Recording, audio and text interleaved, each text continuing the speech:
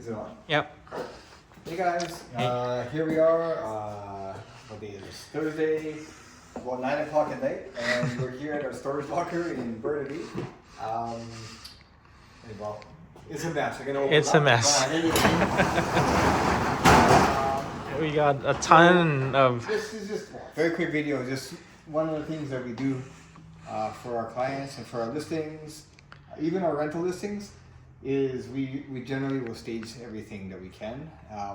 So we have this storage locker jammed with stuff, and like I said, it's kind of a mess because we shoved it all in here a couple weeks ago when we were moving stuff out. But we are here to load up the van with some staging stuff for tomorrow. We got a new listing coming in Yaletown. Side. It's gonna be nice. Yeah. Beautiful water views, 36th floor. Anyway, you'll see that soon. Yeah, we'll show you a video of us like staging it. So. Yep. But anyway, show we you a just kind of preview. wanted to show you one of the things that we do for our clients. So We have so much staging stuff here. So yeah. if you want to. And honestly, it makes such a big difference though, staging. It does. So I honestly think,